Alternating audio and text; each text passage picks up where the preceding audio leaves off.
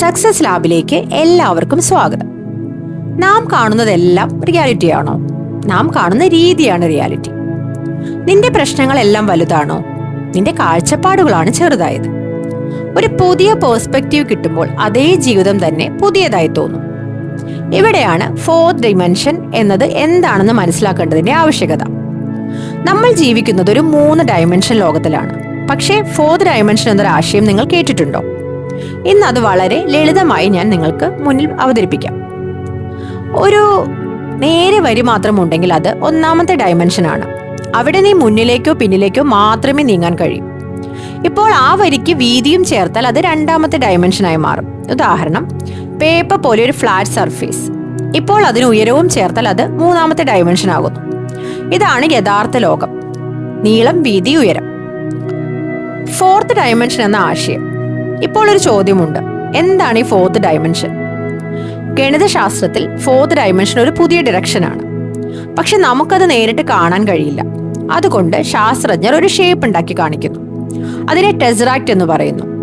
ഇത് 3D ക്യൂബിന്റെ 4D version പോലെയാണ്. നമുക്കത് കാണാൻ കഴിയാത്തത് എന്തുകൊണ്ട്?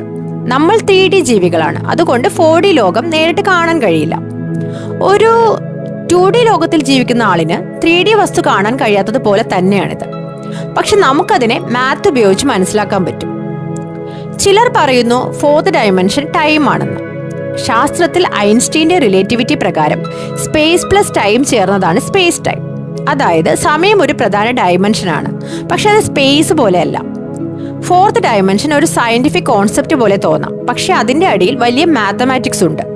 നമുക്കത് നേരിട്ട് കാണാൻ കഴിയില്ലെങ്കിലും അത് നമ്മുടെ യൂണിവേഴ്സ് എങ്ങനെ പ്രവർത്തിക്കുന്നു എന്ന് മനസ്സിലാക്കാൻ സഹായിക്കുന്നു.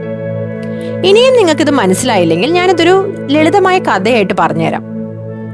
ഇത് കേട്ടാൽ ഫോർത്ത് ഡയമെൻഷൻ എന്താണെന്ന് വളരെ എളുപ്പം മനസ്സിലാവും. ഒരു ദിവസം പേപ്പർ വേൾഡ് എന്നൊരു ലോകമുണ്ടായിരുന്നു. അവിടെ ജീവിക്കുന്നവർ എല്ലാം ഫ്ലാറ്റ് ആയിരുന്നു. നീളവും വീതിയും മാത്രം. അവർക്ക് മുന്നോട്ടും പിന്നോട്ടും ഇടത്തേക്കും വലത്തേക്കും മാത്രമേ പോകാൻ കഴിയൂ. മുകളിലേക്കോ താഴേക്കോ എന്നൊരു ആശയം പോലും അവർക്കറിയില്ല. ഇനി 2D ജീവികളുടെ കാഴ്ചപ്പാട്. അവരുടെ ലോകത്ത് ഒരു ചതുരം നടന്നു വരുന്നു. പക്ഷെ അവർക്കതൊരു സാധാരണ ലൈൻ പോലെ മാത്രം തോന്നും. ഒരു വൃത്തം വന്നാൽ പോലും അവർക്കത് മനസ്സിലാക്കാൻ പറ്റില്ല, കാരണം അവർക്ക് ഹൈറ്റ് ഇല്ല. ഇനി 3 ഡയമെൻഷൻ ലോകത്തിൽ നിന്നുള്ളൊരു സന്ദർശകൻ. ഇപ്പോൾ ഒരു ദിവസം 3D ലോകത്തിൽ നിന്നൊരു സ്പിയർ അവിടെ എത്തുന്നു. പക്ഷേ 2D ജീവികൾക്ക് അത് കാണാൻ പറ്റുന്നില്ല. അവർക്ക് തോന്നുന്നത് ഒരു സർക്കിൾ മാത്രം പെട്ടെന്ന് വലുതാകുന്നു, ചെറുതാകുന്നു എന്നതാണ്. അവർക്കത് മനസ്സിലാകുന്നില്ല ഇതൊരു 3D ഒബ്ജക്റ്റ് ആണെന്നുള്ളത്. ഇനി നമ്മുടെ ലോകം. ഇപ്പോൾ ചിന്തിക്കൂ, നമ്മൾ തന്നെയാണ് ആ 2D ജീവികൾക്ക് മുകളിലുള്ളവർ. നമുക്ക് ഹൈറ്റ് ഉണ്ട്, അതുകൊണ്ട് നമുക്ക് അവരെ കാണാൻ പറ്റും, മുഴുവനായിട്ടും കാണാൻ പറ്റും. ഇനി ഫോർത്ത് ഡയമെൻഷൻ വരുമ്പോൾ എന്ത് സംഭവിക്കും? ഇപ്പോൾ ഇമാജിൻ ചെയ്യൂ, നമ്മുടെ 3D ലോകത്തേക്ക് ഒരു 4D ജീവി വരുന്നു. അവൻ നമ്മളെ പോലെ മുന്നിൽ നിന്ന് മാത്രം കാണില്ല. അവൻ ഒരേ സമയം എല്ലാ വശങ്ങളും കാണും. ഒരു ക്ലോസ്ഡ് ബോക്സ് പോലും അവൻ ഓപ്പൺ പോലെയാണ്.